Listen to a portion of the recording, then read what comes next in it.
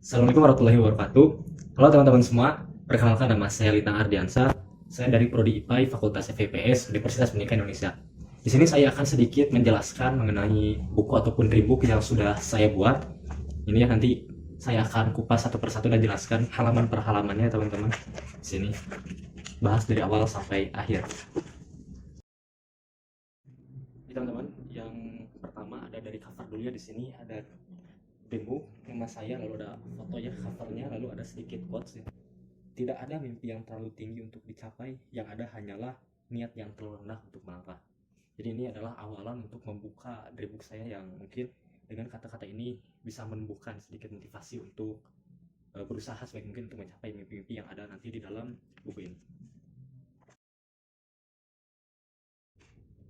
Lalu di halaman kedua ada about me, yaitu tentang saya. Di sini ada biodata saya dan juga makanan kesukaan, minuman kesukaan, dan juga ada hobi-hobi yang saya gemari ya. Yang pertama dari nama saya Lintang Ardiansa.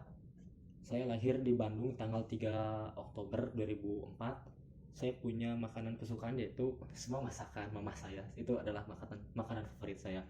Lalu untuk minuman, saya sangat suka susu ya teman-teman. Jadi saya jarang ngopi, jadi saya sukanya susu. Tapi kalau kalian mau ajak kopi juga, gas lah.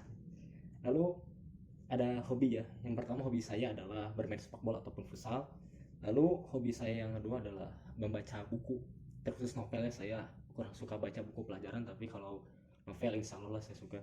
Lalu hobi yang terakhir yaitu saya suka fotografi atau foto-fotonya. Saya biasanya suka foto-foto random atau gak jelas lah. Lalu di halaman selanjutnya ada keluarga saya, yaitu yang pertama ada ayah saya di sini ya. Ayah saya bernama Ian Daryana. Lalu ada ibu saya yaitu Pursita Dewi dan juga adik saya Auliana Dewi. Lalu yang selanjutnya teman-teman, di sini ada riwayat pendidikan. Saya pertama TK di TK Himatul Mulia, lalu SD Muhammadiyah, lalu dilanjutkan ke MTS Persis Katapang, MA Persis Katapang ya SMA-nya, lalu sekarang saya menempuh pendidikan di Universitas Pendidikan Indonesia.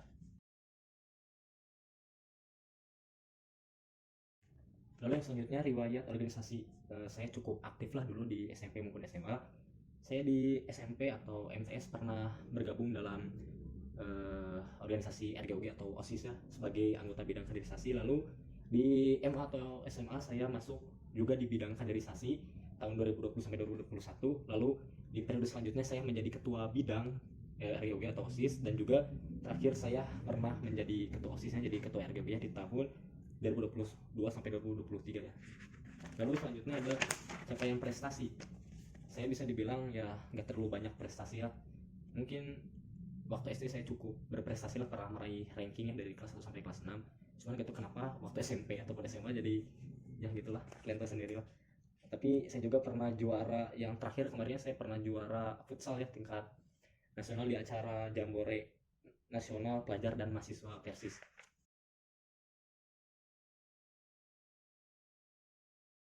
Terus selanjutnya ini kepribadian ya teman-teman. Jadi kemarin saya sempat tes kepribadian online ya, dan ternyata hasilnya saya koleris atau sang pemimpin ya. Kelebihannya yaitu mempunyai bakat pemimpin, tegas, dan kemauan yang keras mencapai target, berani, sistematis. Tapi di sisi lain ada beberapa kekurangan ya, yang itu tidak sabaran ya. Saya emang kadang suka gak sabaran dan juga cepat marah ya. Dari pengendalian emosi saya masih cukup kurang lah. Dan juga saya mudah panik, dan kalau mau mengambil keputusan yang besar saya kadang suka ragu-ragu lah. Jadi ya ada kelebihan dan ada kekurangan ya, begitulah. Lalu selanjutnya berdasarkan golongan darah, dan saya golongan darah B. Bisa dibilang saya ini bener ya, sesuai dengan di sini golongan darah B. Saya ini suka terlalu nyantai ya, easy going, terus pelupa. Benernya saya suka pelupa, optimis dan fleksibel. Tapi saya juga apa namanya, suka ngaret lah soal waktu. Kadang kalau janjian jam 8 saya datang, bukan datang sih, jam 8 baru OTW kayak gitulah. Tapi di sini juga saya banyak kegemaran hobi ya. Emang saya terlalu banyak kegemaran hobi, tapi juga saya kadang cepat bosan lah kayak gitulah teman-teman. Lalu selanjutnya ada moto hidup saya di sini, hiduplah seakan-akan kamu akan mati esok. Jadi ini sebuah motivasi untuk saya untuk melakukan yang terbaik hari ini. Jangan menunda-nunda waktu, jangan nanti aja besok atau nanti aja lah minggu depan, tapi lakukanlah yang terbaik hari ini, karena kita gak tahu kan besok kita masih ada atau enggak. Lalu selanjutnya di sini ada simbol diri. Ya sesuai dengan arti nama saya Lintang, yaitu bintang yang paling terang. Jadi saya menyimbolkan diri saya sebagai bintang yang paling terang dengan harapan menjadi penerang ataupun petunjuk bagi diri saya sendiri dan juga mungkin bagi orang lain. Lalu saatnya nih ada idola saya itu yaitu Lionel Messi. Jadi ya saya suka sepak bola ya karena saya tuh Lionel Messi. Dia juga mengajarkan kita arti kerja keras dan pantang menyerah. Jadi kan kalau teman-teman ikut sepak bola, tahu kan Messi sudah beberapa kali gagal di final ya dengan negaranya itu Argentina, gagal di Copa America dan juga 2014 dia juga gagal di Piala Dunia di final kalah. Tapi dia tidak pernah berhenti untuk mencoba dan berusaha akhirnya tahun kemarin di tahun 2000 dan sekarang ya Messi berhasil menjuarai dunia ya di Qatar kemarin dan juga dia berhasil membawa Argentina juara Copa America dan finalisima dan terakhir kan tadi juara dunia sekaligus dia menjadi pemain terbaik di kompetisi Piala Dunia. Lalu ada inspirasi saya yaitu Muhammad Nasir. Dia seorang politikus dan juga mantan perdana menteri ya di Indonesia. Beliau ini terkenal dengan mosi integralnya. Jadi dia menyuarakan mosi integral untuk menyatukan kembali NKRI yang asalnya negara serikat ya menjadi negara kesatuan lagi ya. Jadi di samping dia aktif dalam berpolitik, dia juga sangat religius lah. Lalu selanjutnya di sini ada kelebihan dan kekurangan saya. Yang pertama kelebihan, jadi ini bukan pandangan saya pribadi tapi juga pandangan dari orang-orang sekitar saya. Yang pertama, saya ini orangnya katanya rasional, lalu fleksibel, ramah, percaya diri. Saya juga punya kemampuan public speaking, mudah bergaul dan leadership. Ya selain ada kelebihan tentunya pasti ada kekurangan. Ya kekurangan saya kata teman-teman saya, yang pertama kurang peka. Saya juga gak ngerti ini maksudnya apa. Lalu pengendalian emosi ya ini emang jelasnya saya susah dalam mengendalikan emosi. Lalu saya juga kurang pemahaman dari beberapa aspek. Lalu terlalu kepedean katanya, padahal bagus ya pede. Terus selalu memendam masalah sendiri, ya gitulah, tertutup. Kurang disiplin dengan waktu ya jelaslah tadi, janjian jam 8 baru OTW jam 8. Terus respon bicara kurang ketika fokus ke hal lain. Jadi kadang kalau lagi ngobrol saya lagi fokus ke satu hal, kadang suka gak jelas respon jawabannya. Dan juga nanti ditampilkan video dari teman-teman saya mengenai kelebihan dan kekurangan saya. Perkenalkan, nama saya Martaki. Nah, di sini saya diminta untuk membuat video tentang kelebihan dan kekurangan teman saya yaitu Lintang. Nah, untuk yang pertama, menurut saya Lintang memiliki kemampuan untuk berkomunikasi dengan baik. Nah, lalu yang kedua yaitu menurut saya Lintang memiliki kemampuan untuk memimpin dengan baik. Nah, selanjutnya menurut saya Lintang juga dapat diandalkan dalam sebuah kerjasama atau kerja tim. Nah, lalu Lintang kelebihannya itu dia ramah dan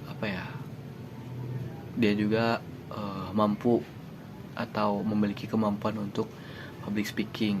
Nah, untuk kekurangannya mungkin menurut saya dia itu kurang kreatif mungkin. Terus kurang mempertimbangkan resiko atau konsekuensi dalam sebuah keputusan yang ia tentukan gitu. Sip. Assalamualaikum warahmatullahi wabarakatuh. Halo Tang, kumaha damang? Semoga sehat selalu lah di sana.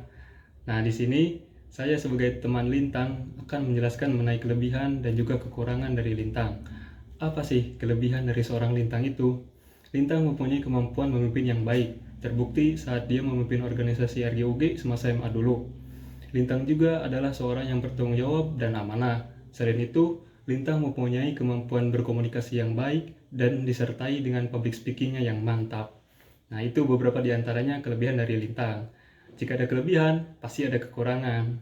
Lintang mempunyai kekurangan, terkadang dia suka memendam masalahnya sendirian, sehingga hal itu bisa berdampak terhadap performanya dalam melakukan sesuatu.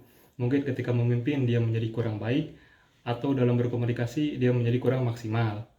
Nah, itu beberapa di antaranya kelebihan dan juga kekurangan dari Lintang menurut pandangan saya. Nah, pokoknya untuk Lintang selalu semangat lah menjalani aktivitas di sana. Baik, cukup sekian. Terima kasih. Wassalamualaikum warahmatullahi wabarakatuh. Assalamualaikum warahmatullahi wabarakatuh.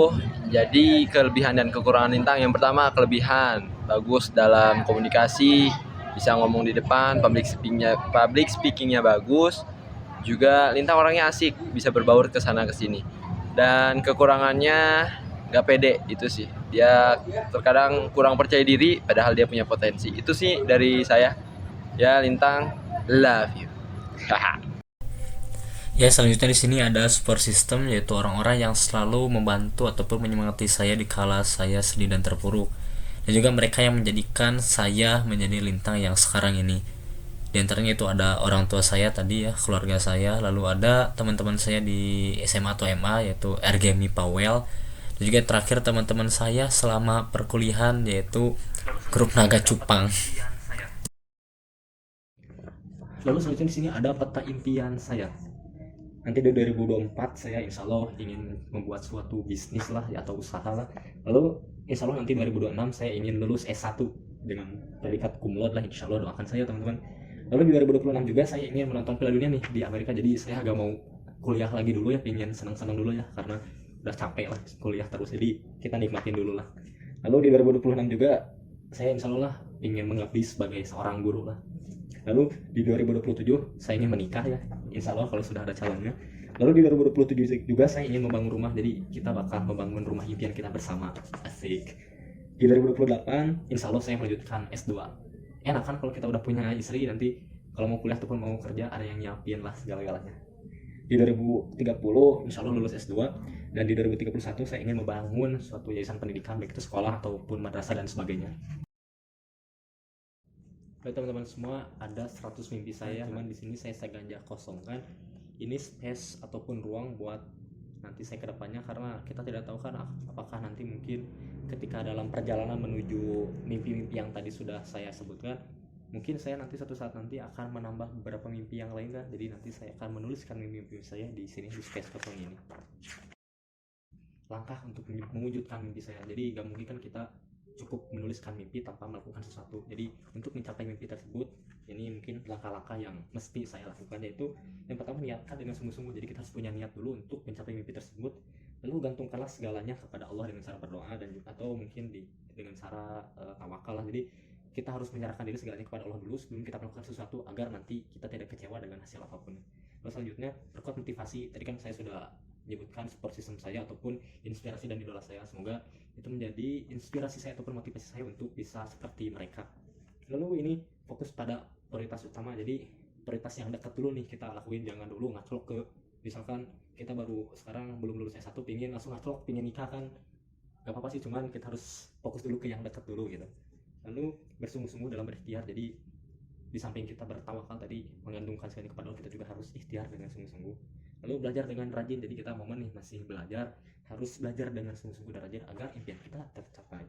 Lalu cari pengalaman sebanyaknya, jadi mumpung kita masih muda nih, cari ataupun banyakin pengalaman lah kayak gitu.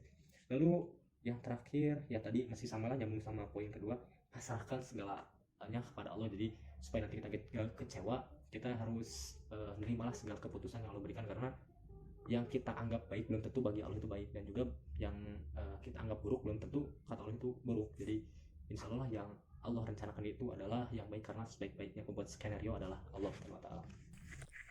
Lalu yang terakhir teman-teman semua, di sini ada foto-foto ya, atau momen kebersamaan saya dan teman-teman, adapun foto-foto saya ini diambil beberapa tahun ke belakang, dan terakhir ini ada quotes penutupan.